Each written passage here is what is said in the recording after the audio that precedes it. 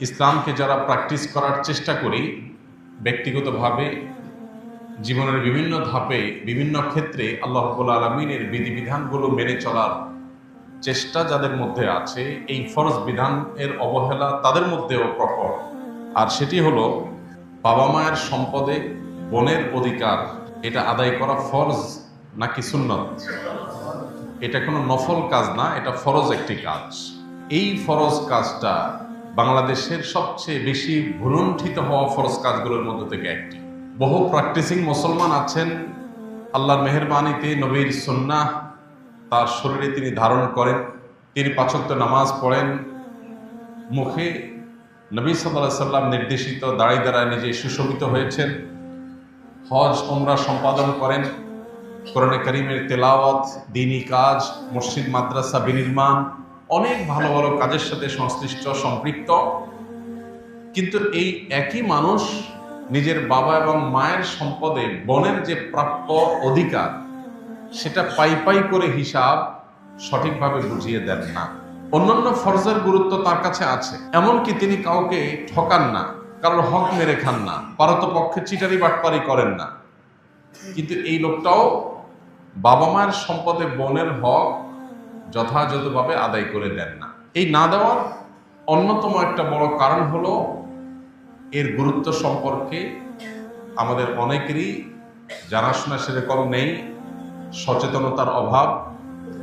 আমরা মনে করি ভাই বোন আমরাই অনেক খরচ খরচা করতে হয় বোনদের জন্য, ভাইদেরকে ছোট ভাই হয়ে বড় বোনের জন্য খরচ করতে হয়, আর বড় ভাই হলে তো কোনো কথাই নেই, বোনদের জন্য অনেক খরচ খরচা করতে হয়। আমরা মনে করি সেগুলো তো অ্যাডজাস্ট হয়ে যায়। এ ধরনের একটা ধারণা আমাদের মধ্যে বদ্ধমূল হওয়ার কারণে বাবা মায়ের সম্পদে বোনদের প্রাপ্য অধিকারটুকু আমরা অনেকে দেই না। দ্বিতীয়ত না দেওয়ার আরেকটি কারণ হলো বোনদের তরফ থেকে এটার ব্যাপারে তেমন কোনো প্রেশার থাকে না। বোনরা খুব স্পষ্ট করে তাদের চাহিদার কথা, তাদের অধিকারের কথা তারা মুখ ফুটে বলেন না। এর কারণে ভাইরা অনেকে ধরে নেন যে এই বিষয়ে বোধহয় তাদের তেমন কোনো দাবি দাওয়া নেই। তৃতীয়ত, অনেক ভাই আছেন যারা মনে করেন যে বোনদের আর কি বা তেমন পাবে, তার চাইতে বরং তাদেরকে অন্য অনেকভাবে আমি পুষায় দেব এবং সেটাকে কাটাকাটি করে নিয়ে অ্যাডজাস্টমেন্ট করে নিব। এরকম নানাবিধ ভুল ধারণা এবং শয়তান নানাবিধ আমাদেরকে আইডিয়া দেয়। সে আইডিয়াগুলো মাথায় আসার পর আমরা বোনদের অধিকারকে যথাযথ দেওয়ার গুরুত্ব সেভাবে অনুভব করি না। এমনকি বোন সিনিয়র হয়ে বয়স্কা হয়ে সন্তান সন্ততি হওয়ার পর মারা যাওয়ার পর বোনের ছেলে মেয়েরা নানা পাড়ায় সম্পদ নেওয়ার জন্য তখন দেন দরবার, বিচার সালিশ এবং মামলা মোকদ্দমা পর্যন্ত যেতে হয়। এতদিন পর্যন্ত আমরা জিনিসটাকে বিলম্ব করে ফেলি।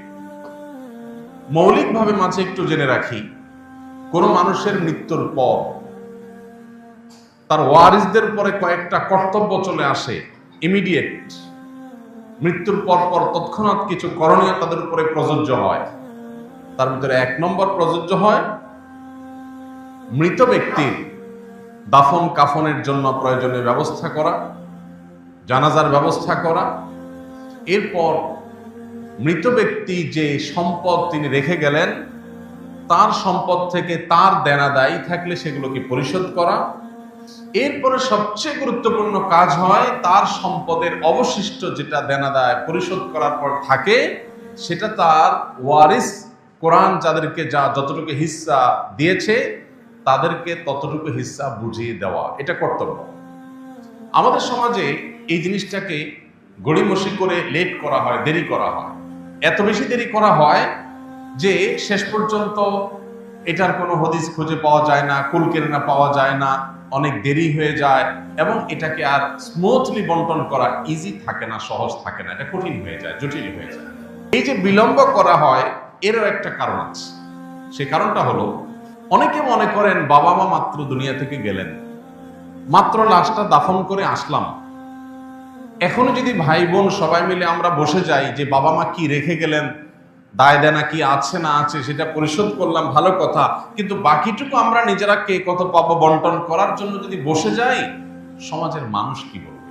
আমাদের সমাজ অনেক খারাপ কাজকে খারাপ মনে করে না, কিন্তু ভালো কাজকে খারাপ মনে করে। বাবা মার মৃত্যুর পর ভাই বোনরা বসে কি কি সম্পদ রেখে গেলেন, দায় দেনা কি আছে পরিশোধের ব্যবস্থা করে বাকি কি থাকলো সেটা আমরা কে কতটুকু পাবো এটাকে ক্রিস্টাল ক্লিয়ার একেবারে পরিষ্কার ভাবে পরস্পরের মধ্যে বন্টন করে নেওয়া, এটা তাদের উপরে ফরজ। এই ফরজ বিধানটাকে বিলম্ব করতে করতে 2-4 বছর নয় 2-4 যুগ আমরা পার করে দেই। এরপরে দেখা যায় যে আগের সে মেন্টালিটি আর থাকে না, এর মধ্যে বহু পানি গড়িয়ে যায় নদীতে, বহু সময় পার হয়, মন মানসিকতা পরিবর্তন হয়, প্রেক্ষাপট পরিবর্তন হয়, এরপরে আর চাইলেও আগের মতো যখন বন্টন করা যেত সে বন্টন করার পথটা সেভাবে খোলা থাকে না। আমরা এখানে যারা আছি কয়জন বলতে পারবেন যে আমার বাবা বা আমার মায়ের মৃত্যুর পর, আমার পরিবারের কোনো সদস্যের মৃত্যুর পর আমি 2-4-5 দিন 7 দিনের মধ্যেই তার সম্পদের বন্টনের কাজ শেষ করে ফেলেছি? এখানে কি কেউ আছেন? এখানে কেউ থাকলে এটা আমি দেখতে চাই যে রেশিওটা কিরকম। আমরা এখানে কয়েকশো মানুষ আছি, এর মধ্যে 2-4-5 জন কি আছেন যে 1 সপ্তাহের মধ্যে বন্টন করে ফেলেছেন? থাকলে একটু হাতটা তুলে একটু দেখাবেন। অবাক করা বিষয়, কিন্তু আমরা এখানে এতগুলো মানুষ সর্বোচ্চ 1 সপ্তাহের ভিতরে বন্টন ক্রিয়া শেষ করেছেন, এরকম মানুষ এখানে হাত তোলার মতো আমরা সেভাবে পাইনি। এটা কিন্তু একটা ইন্ডিকেটর। আমি যে শুরুতে বলেছি অবহেলিত ফরজ, আমি যে শুরুতে বলেছি যে ফরজ সবচেয়ে বেশি বলন্টিত হচ্ছে, এই বিষয়টি কি প্রমাণ হলো এখন যে আমরা এখানে একজন মানুষও নাই যে বাবা মার মৃত্যুর পর 1 সপ্তাহের ভিতরে বন্টন করেছে? আলহামদুলিল্লাহ অনেকের বাবা মা এখনো বেঁচে আছেন, স্ত্রী স্বামী বেঁচে আছেন, তাদের তো অপশনই আসে নাই, কিন্তু যাদের আসছে তারা কয়জন এটা কাজ করেছে? করিনি আমরা বেশিরভাগ। বুঝছি কেন করি নাই? কারণ যখনই ভাই বোন মিলে বন্টন করতে বসবেন, এলাকার মানুষজন বলবে ছি ছি ছি, বাপটার লাশ দাফন করে এসে পারলো না, এখনই তারা ভাগ বন্টনের জন্য বসে গেছে। কত খারাপ। আমাদের সমাজে কারোর প্রয়োজন হয়েছে, সে বিয়ে করেছে, এটা নিয়ে বহু লোক বহু কথা বলবে। একজনের স্ত্রী মারা গেছেন, বয়স হয়ে গেছে, সিনিয়র মানুষ 50-60-70-এর ঘরে চলে গেছে বয়স, তিনি আরেকটা বিয়ে করেছে, ছুঁই ছুঁই রব পড়ে যায়, ফিস ফিস ফিস ফিস করে আলাপ আলোচনা শুরু হয়ে যায়। লোকটা কি খারাপ কাজ করেছেন না ভালো কাজ করেছেন? কিন্তু এটা নিয়ে সমালোচনা হয়। এই সমাজটাকে যদি আমরা পরিবর্তন না করতে পারি, তাহলে দিন দিন মানুষের অধিকারগুলো একটা পর একটা পায়ের নিচে পিষ্ট হতে থাকবে। আমাদেরকে সংগ্রাম চালাতে হবে। কেউ ফিসফিস করতে আসলে প্রতিবাদ জানাতে হবে, লোকটা কোনো অন্যায় করে নাই, কেন আপনি সমালোচনা করছেন, কেন এটাকে খারাপ ভাবে নিচ্ছেন? আমরা যখন ভালো কাজকে অ্যাপ্রিসিয়েট করবো না, তখন সমাজে ব্যভিচার হবে, অন্যায় হবে, অনাচার হবে, তলে তলে অনেক অপরাধ কর্ম হবে। প্রথমত এই ট্যাবু ভাঙতে হবে। বাবা মার মৃত্যুর পর দ্রুততম সময়ের মধ্যে সম্পদের বন্টন করা দোষের কোনো বিষয় নয়, বরং এটা ভালো বিষয়। কোন অর্থে ভালো? কারণ এটা যদি বিলম্ব করা হয়, তখন প্রপার বন্টনের পথ দিন দিন সুগম হবে না আরো কঠিন হবে? কঠিন হবে। একটা ভাই অবিবাহিত আছে, যদি আপনি 10 বছর 15 বছর 20 বছর লেট করেন, এর মধ্যে তার বিয়ে হবে, তার ছেলে মেয়ে হবে, তার ফ্যামিলির একটা আলাদা আইডিওলজি আছে, তাদের চিন্তাধারা আছে, মন মানসিকতা আছে, সেটার প্রভাব পড়বে। কারোর গায়ের জোর বাড়বে, সেই গায়ের জোর দিয়ে দখল করার প্রবণতা বাড়বে। যদি মৃত্যুর পরপর বন্টন করা হয়, সবার মন মানসিকতাও নরম থাকে, আল্লাহর ভয়ও থাকে, যথাযথভাবে বন্টন করার পথটা তুলনামূলকভাবে ইজি থাকে। কিন্তু না, আমাদের দেশে জমি জমা নিয়ে যত ভেজাল হয়, বিশেষ করে গ্রামে, এই ভেজালগুলো সব হয় ঈদের বন্ধে। কখন হয়? ঈদের বন্ধে। ঢাকা থেকে, চিটাগাং থেকে, বিদেশ থেকে, বিভিন্ন বিভাগীয় জেলা শহর থেকে ছুটিতে গ্রামে ঈদ কাটাতে যায়। ঈদের দিনটা কোনো রকম ঠিক মতো চলে, ঈদের নামাজ পড়ে আসে, সেমাই চিনি খায় টায়, সবার বাসায় যাওয়া আসা করে, ওকে। এরপরে 2 দিন 3 দিন চলে দরবার, জমি জমা নিয়ে গন্ডগোল। ভাইরা আমার, এই একটা জায়গায় আমাদেরকে বড় ধরনের সংশোধনী আনতে হবে যে কোনো মানুষের মৃত্যুর পর তার পরিত্যক্ত সম্পদ থেকে তার কাফন দাফনের ব্যবস্থা করার পর ধার দেনা পরিশোধ করার পর অবশিষ্ট সম্পদ অনতিবিলম্বে ওয়ারিসদের মধ্যে বন্টন করে দিতে হবে। আল্লাহ আমাদেরকে তৌফিক দান করুন। আমরা যদি সচেতন হই, সমাজটাকে সচেতন করবার উদ্যোগ গ্রহণ করি, ইনশাআল্লাহ বহু অনাচারের পথ বন্ধ হয়ে যাবে। এই ক্ষেত্রে আমি যেটা বলছিলাম, বোনদের হক এটা আদায় করার ক্ষেত্রে যে গড়িমসি করা হয়, এর অন্যতম কারণ হলো যে দেরি করা হয়, এরপরে অনেক দিন হয়ে যায়, ততক্ষণে আসলে আর ওই আগের মতো মন মানসিকতা এবং সেরকম পরিবেশ পরিস্থিতি প্রেক্ষাপট আর থাকে না, দেরি হয়ে যায়। এই জন্য এই জিনিসটা আমাদের করা উচিত হবে না। এবং বিশেষ করে অন্যান্য ওয়ারিসদের হক কম বেশি দেওয়া হয়। দুইজন ভাই থাকলে তারা নিজেরা ঠিকই ভাগ বন্টন করেন, একটা মিলমিশের মধ্যে, একটা বোঝাপড়ার মধ্যে তারা আসেন। যেই লোকটা বঞ্চিত থাকে পরিবারের বাপের বা মায়ের সম্পদের মধ্যে, তার নাম হলো বোন। ভাইরা মা, এক্ষেত্রে একটা ঘোড়া যুক্তি শয়তান আমাদের মনের মধ্যে তৈরি করে দেয়, সেটা হলো বোনকে বিয়ে দিতে অনেক টাকা খরচ হয়েছে, কয়েক লাখ টাকা খরচ হয়েছে। অনেক বাবা জীবদ্দশায় এগুলো মিটমাট করে দেয়, মেয়েদেরকে বলে, দেখো মা, তোমার বিয়েতে তো অনেক টাকা খরচ হয়েছে, অনেক মানুষ খাওয়াইতে হয়েছে, বাজার সদাই করতে হয়েছে, অনেক জিনিসপত্র যৌতুক দিতে হয়েছে, স্বর্ণ গহনা কিনতে হয়েছে, তো তুমি আর দায় দাবি রাখিও না। এটা অনেক মা, অনেক বাবা বলেন। খুবই গর্হিত এবং জঘন্য একটা কাজ। সন্তানের বিয়ে দেওয়া, বিশেষ করে কন্যা সন্তানের বিবাহ দেওয়া, এটা বাবার উপরে দায়িত্ব এবং কর্তব্য। 2 টাকা খরচ করে দিবেন না 2 লক্ষ টাকা খরচ করে দিবেন, এটা বাবাকে ব্যবস্থা করতে হবে, তাকে সিদ্ধান্ত নিতে হবে। আপনি যদি আপনার পরিত্যক্ত সম্পদে আপনার সন্তান হিসেবে তার যে অধিকার আল্লাহ তাআলা দিয়েছেন, সেই অধিকারকে যদি আপনি এখান থেকে কাটছাট করেন এবং এখান থেকে যদি আপনি অ্যাডজাস্টমেন্টে যান এবং এখান থেকে যদি আপনি যোগ বিয়োগ করেন, প্লাস মাইনাস করেন, তাহলে এটা হবে আপনার তার প্রতি অবিচার এবং জুলুম। বাবা হয়েছেন দেখে, মা হয়েছেন দেখে সন্তানের প্রতি জুলুম করবেন, এত সহজ না। প্রত্যেকটা মানুষের বিচার হবে কিয়ামতের ময়দানে। সন্তান হিসেবে বাবার হক নষ্ট করলে যেরকম বিচার হবে, বাবা হিসেবে সন্তানের হক নষ্ট করলে তার বিচারও হবে। অনেক বাবা মা আছেন মনে করেন, আমি তো বাবা, আমি তো মা, যা খুশি তা করবো। জি না, আপনি সন্তানদের মধ্যে যদি বৈষম্য করেন, অবিচার করেন, জুলুম করেন, কিয়ামতের ময়দানে অবশ্যই আল্লাহর কাছে আপনাকে জবাবদিহি করতে হবে। এই জন্য ভাইরা আমার, আল্লাহ যাদেরকে ছেলে মেয়ে দিয়েছেন, খবরদার, মেয়েদের হক থেকে বঞ্চিত করার জন্য তাদের পেছনে খরচ করেছেন, এই যুক্তিতে তাদেরকে যদি আপনি কনভিন্স করেন এবং তারা মুখ দিয়ে যদি বলেও ঠিক আছে বাবা, তারপরে এটা উচিত হবে না, এটা অন্যায় হবে এবং কিয়ামতের ময়দানে আপনাকে আসামির কাঠগড়ায় দাঁড়াতে হতে পারে। বরং আপনি অভিভাবক হিসাবে আপনার কর্তব্য হলো সন্তানদেরকে ওসিয়ত করে যাওয়া যে খবরদার, আমার মৃত্যুর পর আমার সম্পদ থেকে তোমরা ভাই বোন কোরআন বর্ণিত হিস্সা অনুযায়ী তোমরা বন্টন করে নিবা, কোন প্রকার হেরফের করবা না, গায়ের জোর খাটাবা না, বৈষম্য করবা না, জুলুম করবা না, কারণ হক মেরে খাবে না।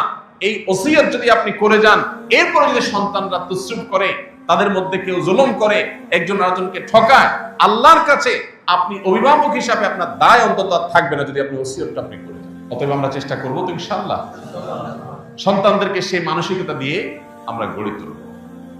ভাইরা আমার, অনেক বাবা মা নিজেই এই অনাচারের পথ ওপেন করে যান, একজনকে বাড়াই দিয়ে আরেকজনকে কমায় দিয়া আগে থেকে বলে যান যে তুমি দায় দাবি করিও না, তুমি এটা নিয়ে ঝামেলা করিও না, তুমি মেনে নিও। সন্তান হিসাবে লজ্জায় পড়ে নানা কারণে বাবা মার মুখের উপরে কথা বলতে পারে না, বাবার সম্পদ বাবার সাথে কিভাবে ঝগড়া করবো মেনে নেয়, কিন্তু না, এটা করা উচিত হবে না। দেখুন, আল্লাহ রাব্বুল আলামিন মিরাজ সম্পর্কে কোরআনে কারিমে নন-স্টপ বিধিবিধান দিয়েছে। সবচেয়ে দীর্ঘতম কোরআনের যে আয়াতগুলো আছে, সবচেয়ে বড় আয়াতগুলো আছে, সেই আয়াতগুলোর মধ্যে থেকে অন্যতম আয়াত হলো মিরাসের আয়াত, অর্থাৎ কোন মানুষের মৃত্যুর পর তার পরিত্যক্ত সম্পদ বন্টনের আয়াত। কেন এত বড় আয়াত? ইউসিকুমুল্লাহু ফি আওলাদিকুম লিযযাকারি মিথলু হাজ্জিল উনসায়াইন, একটা বড় আয়াত। মিরাস সম্পর্কে কোরআনের সবচেয়ে দীর্ঘতম আয়াতগুলোর মধ্যে থেকে মিরাসের আয়াতগুলো কেন বড়? মৌলিকভাবে মিরাসের কয়েকটা বেশ বড় বড় আয়াত কেন আছে? কারণ মানুষের মৃত্যুর পর তার সম্পদ বন্টনের বিষয়টা এত গুরুত্বপূর্ণ যে আল্লাহ রাব্বুল আলামিন এই বিষয়ে কথা বলে একদম শেষ করে তারপরে ফুল স্টপ দিয়েছেন, তার আগে দেননি। কথা শেষ করে যে এই হারে যাকে যতটুকু দিতে বলা হয়েছে তাকে ততটুকু দিবা। শেষে এসে আয়াতের শেষে এসে আল্লাহ কি বলেছেন, খুবই গুরুত্বপূর্ণ এবং আমাদের জন্য তাৎপর্যপূর্ণ। আল্লাহ বলেছেন আবাউকুম ওয়া আবনাউকুম, আবাউকুম ওয়া আবনাউকুম লা তাদরুনা আইয়ুহুম আকরাবু লাকুম নাফআ। প্রত্যেকটা সম্পদ বন্টনের ক্ষেত্রে যে তসরুফ করা হয়, যে হেরফের করা হয়, যে বৈষম্য করা হয়, যে জুলুম করা হয়, এটা কেন করা হয়? বাপে মনে করে, মায়ে মনে করে অমুক সন্তানকে বেশি দিয়ে দিলে আমার লাভ হবে, অমুককে দিয়ে দিলে আমার ক্ষতি হবে। মেয়েদের বন্টন করার ক্ষেত্রে একটা মানসিকতা থাকে যে মেয়েদেরকে দিলে তো পরের বাড়িতে চলে যাবে, এটা তো মেয়ের জামাই পাবে, আরেক বাড়িতে চলে যাবে, তারা তো জমি বিক্রি করে নিয়ে যাবে, ছেলেকে দিলে তো আমারই থাকবে। শত শত দৃষ্টান্ত, শত শত নজির আপনার আশেপাশে আপনি দেখবেন।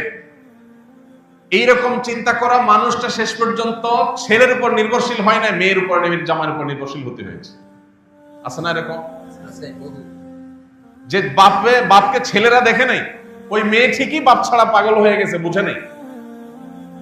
ভাইরা আমার, স্বামীর সাথে ঝগড়া লাগলে মেয়েরা বাপ মার পক্ষ নেয়, আর ছেলেরা বউয়ের সাথে ঝগড়া লাগলে মা বাবার সাথে ঝগড়া করে। ঠিক না ঠিক? মেয়ে কিন্তু তার স্বামীর সাথে ফাইট করে কার হয়ে? বাপ মার হয়ে। আর ছেলে বাপ মার সাথে ফাইট করে কার হয়ে? বউয়ের হয়ে। এটা সব ক্ষেত্রে হয় তা বলছি না, বেশিরভাগ ক্ষেত্রে হয়। তো আল্লাহ বলছেন আবাউকুম ওয়া আবনাউকুম লা তাদরুনা আইয়ুহুম আকরাবু লাকুম নাফআ। তোমরা তোমাদের সন্তান সন্ততিদের, আত্মীয় স্বজনদের কাউকে কম কাউকে বেশি হেরফের করে যে দিচ্ছ, কাউকে দিচ্ছ আর কাউকে দিচ্ছ না, বঞ্চিত করছো কেন? তুমি মনে করছো তাকে দিলে তোমারই থেকে যাবে, হতে পারে তাকে দিছে ওইটাই জ্বলে যাবে, আর যেটাকে দিলে মনে করছো পরের বাড়ি চলে যাবে, ওইটাই হয়তো তোমার আপন হয়ে থাকবে। তুমি জানো না কে তোমার উপকারে আসবে। কত বাবা এরকম আছেন যে সম্পদ সব একটা ছেলের নামে লিখে দিয়েছেন, ওই ছেলে বেঈমানি করছে সবার আগে, আর যে ছেলেটাকে কিচ্ছু দেন নাই, শেষ পর্যন্ত বিপদের শেষ মুহূর্তে ওই ছেলেই সাথে ছিল। আছে না এরকম বহু নজির? এজন্য আল্লাহ বলেছেন তোমাদের ছেলে সন্তান, ছেলে মেয়ে, সন্তান সন্ততির মধ্যে কে কতটা তোমার উপকারী হবে, তোমার কাজে আসবে, তুমি কিন্তু জানো না। ভবিষ্যৎ সম্পর্কে তোমার কোনো জ্ঞান নাই। অতএব তুমি নিজস্ব ডিসিশন থেকে কাউকে দিবা কাউকে দিবা না, হেরফের করবে না। এটাকে আল্লাহর বন্টন হিসাবে রাখবে, ফারিদাতাম মিনাল্লাহ। আল্লাহ বলেছেন এই বন্টন এটা আল্লাহর নির্ধারণ, মাইন্ডেড। এটা কে নির্ধারণ করে দিয়েছেন? ফারিদাতাম মিনাল্লাহ, এটা আল্লাহর নির্ধারণ। অতএব এর হেরফের করা যাবে না।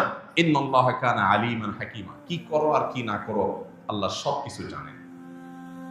কাকে কতটুকু দিতে হবে আল্লাহ মহাপ্রজ্ঞাবান।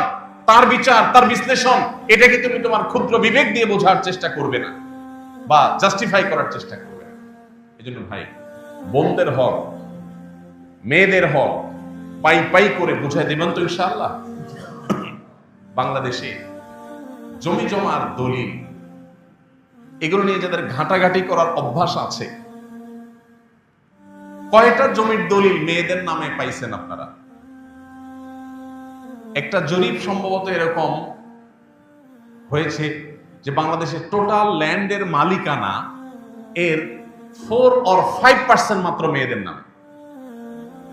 বাংলাদেশে মেয়েদের সংখ্যা অলমোস্ট ছেলেদের হাফ, প্লাস মাইনাস 50-50 প্রায়।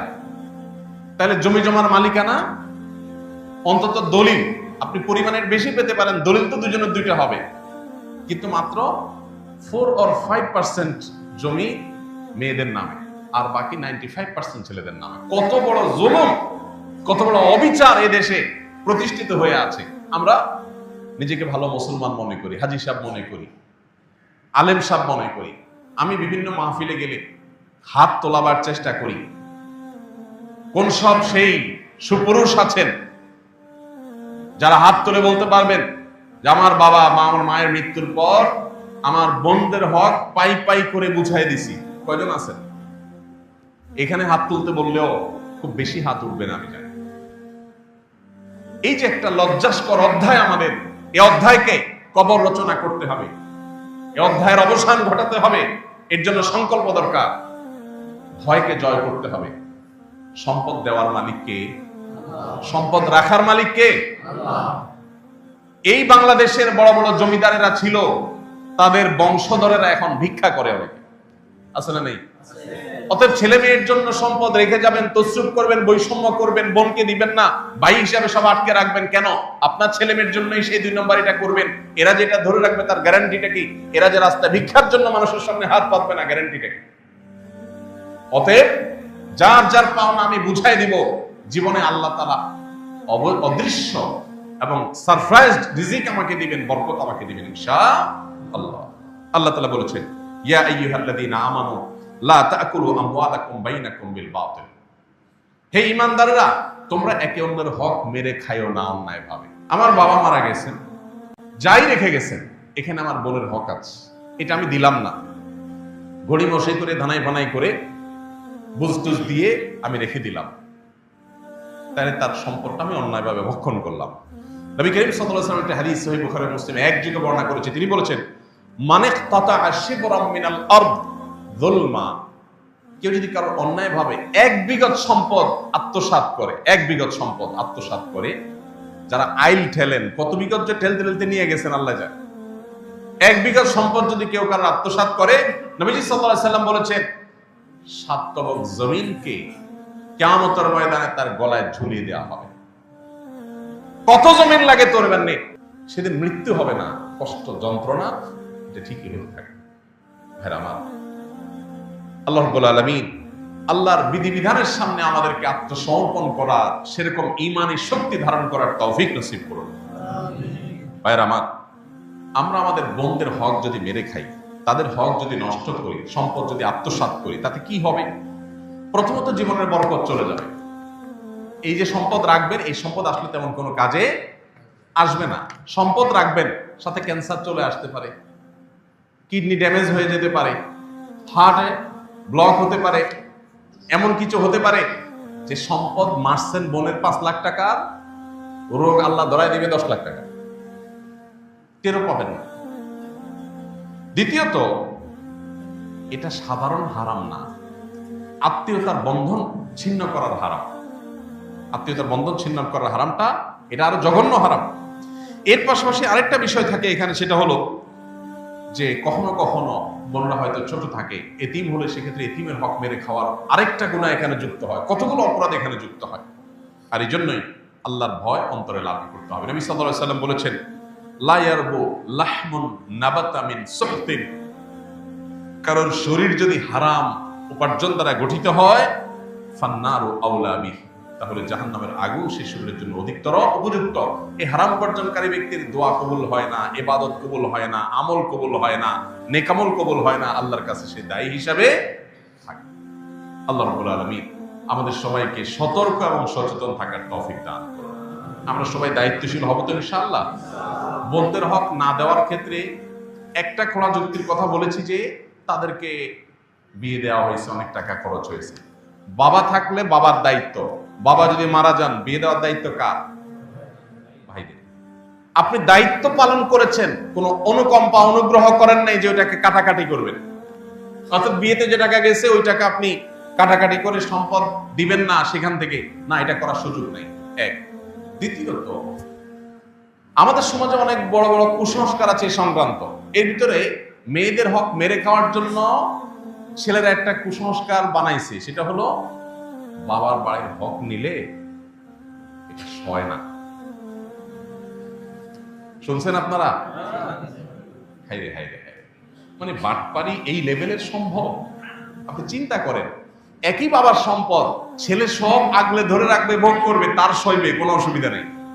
বোনদের বেলায় এটা বলা হয়, মেয়েরা বাবার ভাইয়ের হক নিতে হয় না, বাবার হক নিলে কি হয়, এটা সয় না, ধ্বংস হয়ে যাবে সব, এটা রেখে যাও, এটা আমার কাজে লাগবে।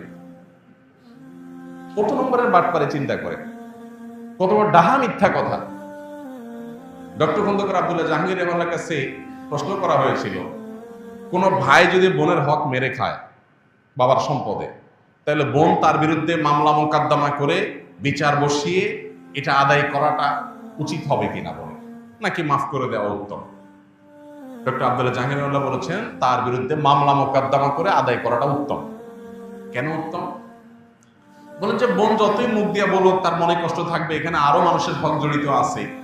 মামলা মোকদ্দমা করে যেভাবে হোক জোর জবরদস্তি করে যদি নিজস্ব হকটা আদায় করতে পারে, তাহলে এই ভাইটা কিয়ামতের দিন পাকড়াও থেকে বেঁচে যাবে, এটা তার উপকার হবে।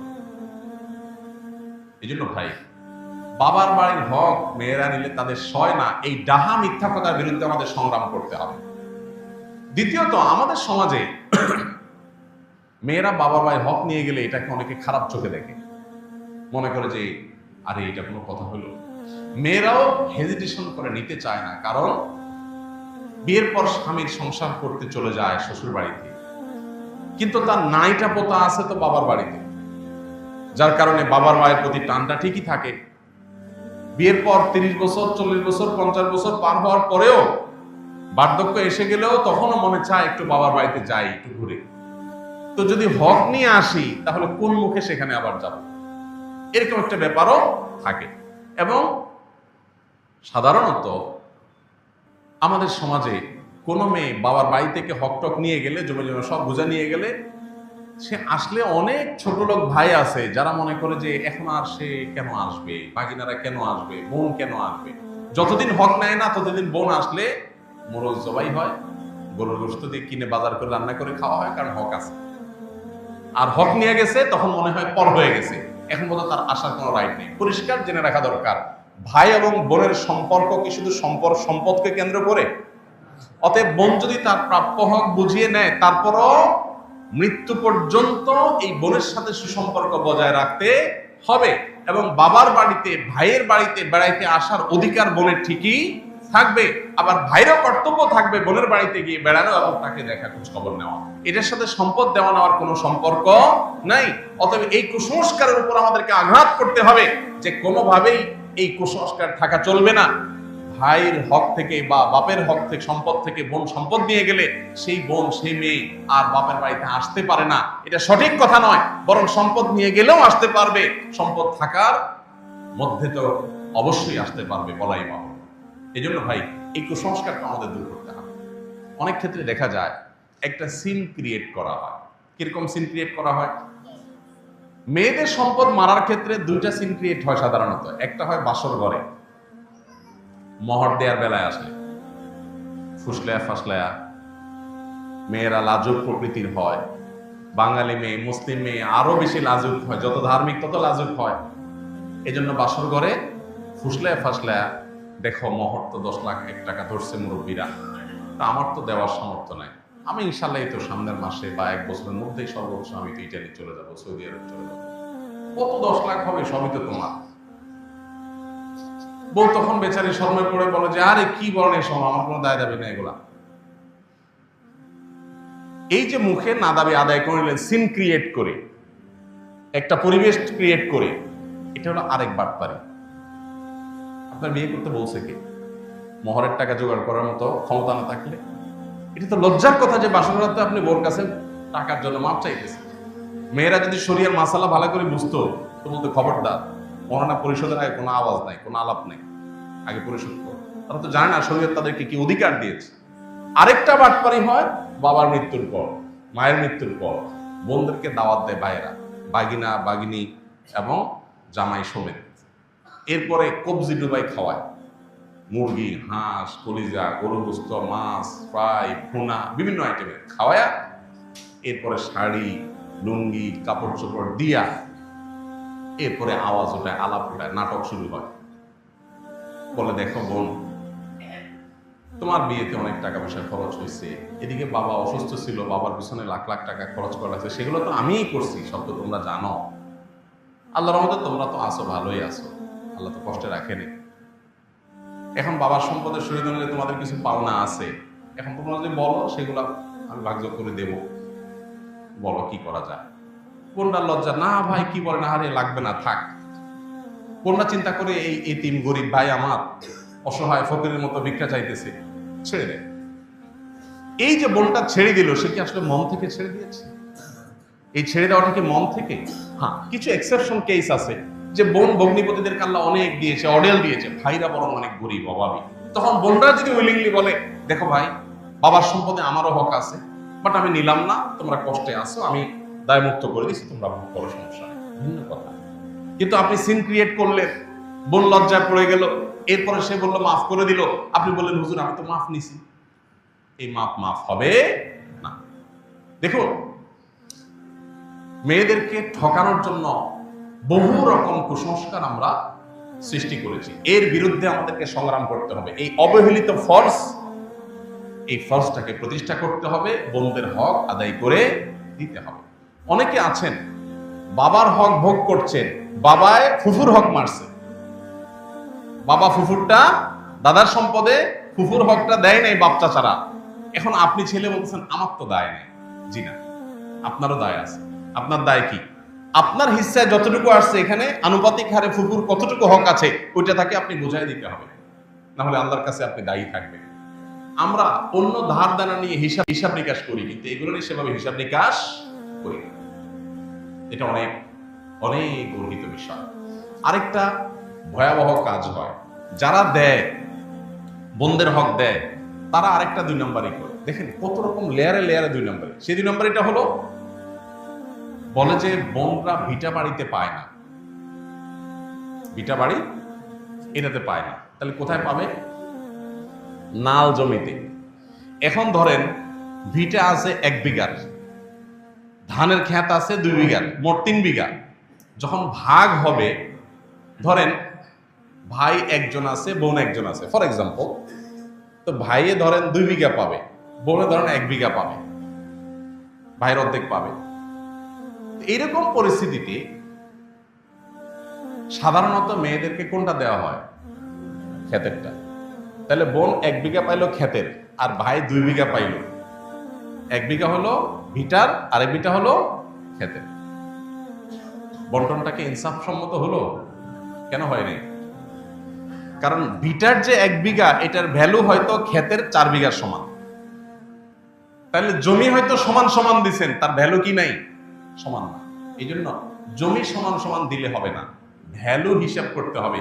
যে ফর এক্সাম্পল 1 বিঘা ভিটা আছে, এই ভিটার 1 বিঘার দাম 10 লাখ টাকা, আর নিচে খেতে আছে সেগুলো বিঘার দাম 3 লাখ করে, তাহলে 3 3 6, আর এখানে 10 16 লাখ। 16 লাখের মধ্যে বোন, ভাই যদি ধরেন বোনের দ্বিগুণও পায়, আর যদি ভাই তার অর্ধেকও পায়, তাতে কত পায়? প্রায় 5 লাখ প্লাস মাইনাস, আর ভাই হলো 10 লাখ প্লাস। তো বোন 5 লাখ প্লাস, আর ভাই 10 লাখ প্লাস। এবার আসেন, ক্ষেতের যদি 1 বিঘা পায়, তাহলে 1 বিঘার দাম 3 লাখ, আরো বাকি আছে 2 লাখ প্লাস। ওই 2 লাখ প্লাস হয় ক্যাশ দিয়ে দিতে হবে, আর না হলে বিটা থেকে এক পাশ থেকে দিয়ে দিতে হবে, তারপর দায় মুক্ত হবে না। জিনিসটা কি ক্লিয়ার হয়েছে? অনেক বোনেরা এই জায়গাটাতে এসে বঞ্চিত হয়, এবং এটা একটা লজিক্যাল কারণও থাকে। বাইরে বলে যে দেখো, আমাদের কিন্তু ভিটায় বসবাস করতে হবে, তোমাদের কি এটা বিক্রি করে নিয়ে গেলে আমরা কোথায় কি করবো?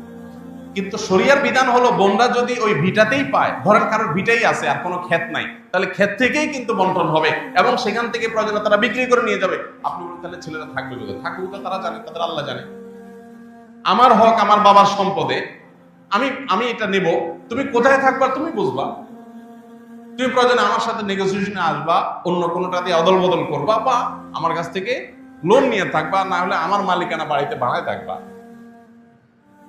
কি অধিকার মেয়েদেরকে শরীয়ত দিয়েছে, কিন্তু আমরা পদে পদে সেটাকে লঙ্ঘন করছি। এই জন্য ভাই, আমাদেরকে দীপ্ত কণ্ঠে শপথ করতে হবে, আমরা বোনদের কোনো হক মারবো না ইনশাআল্লাহ।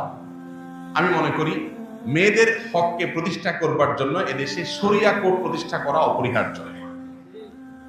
শরিয়া কোড যদি থাকে, সেখানে বাধ্য করা হবে শরিয়ার আইন অনুযায়ী ভাইদেরকে বোনদের হক বুঝাই দিতে। কোনো ভাই দিবে না, তার বিরুদ্ধে আইনানুগ ব্যবস্থা করা হবে। এবং সেটা যতদিন না হচ্ছে, বিশেষ করে মেয়েদের এই সম্পদে তাদের অধিকারকে আদায় করবার জন্য সরকার নতুন এবং ভিন্ন কোনো আইন করতে পারে, যে কোনো এলাকাতে কোনো ভাই নির্দিষ্ট সময়ের মধ্যে বোনকে হক যদি বোঝায় না দেয়, তাহলে যথাযথ নিয়ম অনুযায়ী বোন যাতে সেটা বুঝে নেওয়ার জন্য দাবি করতে পারে, মামলা করতে পারে, এবং নির্দিষ্ট সময়ের মধ্যে সেটা যাতে নিষ্পত্তি করতে বাধ্য থাকে সংশ্লিষ্ট কর্তৃপক্ষ। এইরকম আইন করা সময়ের সবচেয়ে প্রয়োজনীয় কাজগুলোর মধ্যে থেকে একটা। আল্লাহ রাব্বুল আলামিন এই অবহেলিত এবং আমাদের সমাজে নানাভাবে ভুলণ্ডিত হওয়া এই ফরজকে পুনঃপ্রতিষ্ঠা করার তৌফিক আমাদেরকে দান করুন। আমরা আল্লাহর এই বিধানের প্রতি ঈমান এনে সেটাকে বাস্তবায়ন করব। আমি আবারও বলছি, আমরা অনেকে আছি চুরি করি না, ডাকাতি করি না, হয়তো অন্যের হক মেরে খাই না, চিটারি বাটপারি করি না, কিন্তু এই জায়গাটাতে শয়তান আমাদের চোখে ধুলি দেয়, আমাদেরকে নানা কুযুক্তি দেয়, সেগুলো দিয়ে আমরা এই সমস্ত বিষয়গুলোকে, ফরজ বিধানগুলোকে আমরা লঙ্ঘন করে চলি। এই জন্য ভাই, যারা এতদিন করেন নাই, হক মেরে দিয়েছেন, এখনো তাদের সেটা প্রায়শ্চিত্ত করবার স্কোপ আছে, সুযোগ আছে, রিকভার করার স্কোপ আছে। কিভাবে? ওই যে কি পরিমাণ সম্পদ তার ছিল বাবার মৃত্যুর পর, যেটা আমি ভোগ করেছি, তার ভ্যালু কত ছিল হিসাব করে এখন হয় ক্যাশ দিয়ে দেন, যে ল্যান্ডের দাম সব প্রপার্টি মিলায় এত হয়েছে ভ্যালু, তা তোমার ভাগে এত পড়ছে, তুমি হয় ক্যাশ নিয়ে নাও, আর না হলে জিনিসপত্র নাও বা ল্যান্ড নাও, কিন্তু যেভাবে হোক মিনিমাইজ করতে হবে। এক্ষেত্রে বোনদের অবশ্য দায়িত্ব থাকে যে ঠিক আছে, অহেতুক ঝামেলা না করে প্রয়োজনে ক্যাশ নিয়েও যদি আমার প্রাপ্য অধিকার আমি নিতে পারি, তাহলে সেক্ষেত্রে অবশ্যই আমাকে মিনিমাইজে আসা উচিত। আল্লাহ তাআলা আমাদের সবাইকে এই ফরজ বিধানকে ঘরে ঘরে প্রতিষ্ঠা করার তৌফিক দান। আমরা যে সামনের জুমায় কিছু ভাইদের হাত দেখতে পাই, যারা এই এক সপ্তাহের মধ্যে এই ব্যাপারে প্রয়োজনীয় উদ্যোগ নিয়ে বোন বা ফুফুদের হক বুঝাই দিয়েছেন, তাহলে আমাদের কাছে অনেক ভালো লাগবে। যদি এরকম কোন আল্লাহর বান্দা থাকেন যে ঠিক আছে, আমি এক সপ্তাহের ভিতরে ইনশাআল্লাহ আমার সাধ্যে যেটুকু আছে সেটুকু করে বোনদের প্রাপ্য হক আমি বুঝাই দিব, আল্লাহর কাছে তাদের দায় থাকবে না। হক বুঝাই দেওয়ার পর বোনদেরকে বলবো, দেখো বোন, বাবার সম্পদে তোমার হক বুঝাই দিয়েছি, এর মানে এই না তোমার সাথে আমার সম্পর্ক শেষ, এই ভিটাতে তোমার লেনা দেনা চুকায় গেছে, ব্যাপারটা এরকম না। ভাই বোনের রক্তের সম্পর্ক মরণ পর্যন্ত থাকবে। তোমার হক তোমাকে বুঝাই দিয়েছি, এটা একটা বিষয়, কিন্তু বোন হিসাবে তুমি আমার বাড়িতে আসবে, আমি তোমার বাড়িতে যাবো, সেটা আরেক বিষয়। এটা মরণ পর্যন্ত অটল অবিচল থাকবে এবং আমাদের মধ্যে অব্যাহত থাকবে। আল্লাহ তাআলা সেরকম উদার মনের হওয়ার তৌফিক দান করুন। আল্লাহর দেওয়া ফরজ বিধানকে লঙ্ঘন করে আপনার সন্তান, আপনার স্ত্রী, আপনার পরিবারকে আপনি কখনো সম্পদশালী করে যেতে পারবেন না। আল্লাহর এই কথার প্রতি, আল্লাহর এই বিধানের প্রতি এতটুকু আস্থা আমাদের থাকতে হবে। আল্লাহ আমাকে আপনাকে সবাই আমল করুন।